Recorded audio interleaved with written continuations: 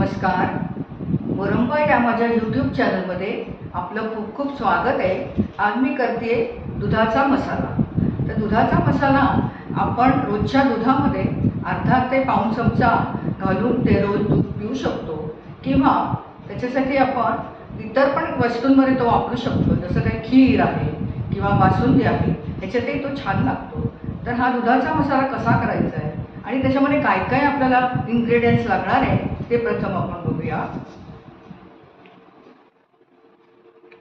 इथे मी घेतले 50 ग्रॅम काजू तुकडा, 25 ग्रॅम अख्खे बदाम, 25 ग्रॅम पिस्ता, नंतर 10 ग्रॅम मी वेलची घेतली आहे आणि एक जायफळ घेतलं. हे वेलची आहे ते मी सोलून घेणार आहे.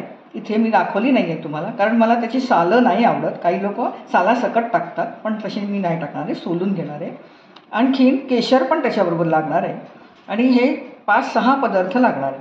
एक जायफळ लागणार आहे. आता हे जायफळ मी ह्या खलबत्त्यामध्ये कुटून घेणार आहे थोडंसं, म्हणजे मिक्सरमध्ये चांगलं ग्राइंड होईल. हे बघा, हे आता सगळे पदार्थ घेतलेले आहेत 5-6, ते आता सगळे मिक्सरमध्ये टाकते.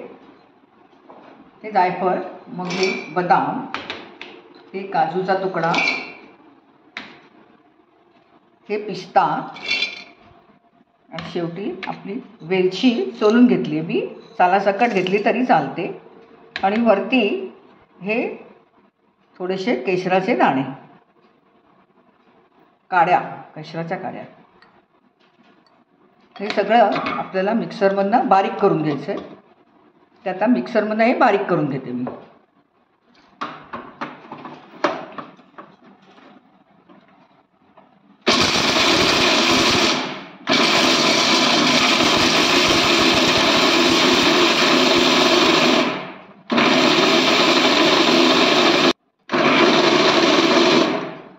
हे बघा तयार झालं आहे. आता हे बघा तयार झालं आहे छान.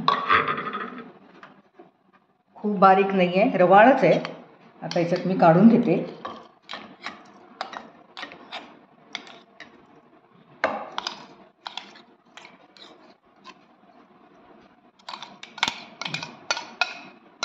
बाहेर बाजारामध्ये हा मसाला मिळतो, परंतु पुष्कळ महाग मिळतो. आपण घरी केला तर एकतर शुद्ध चांगला होतो आणि जरा स्वस्त पण पडतो. त्याच्यामुळे घरी केलेला चांगला.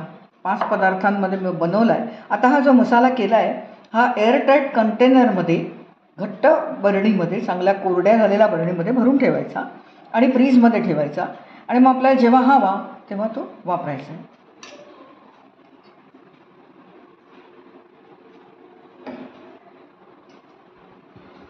हे बघा, म्हणजे दुधाचा मसाला तयार आहे. हा कसा काय वाटला तुम्हाला? बघून तरी छान दिसतोय ना, आणि सुगंध तर फारच सुंदर येतोय. तर ह्याची रेसिपी तुम्ही शेवटपर्यंत बघितलीच असेल.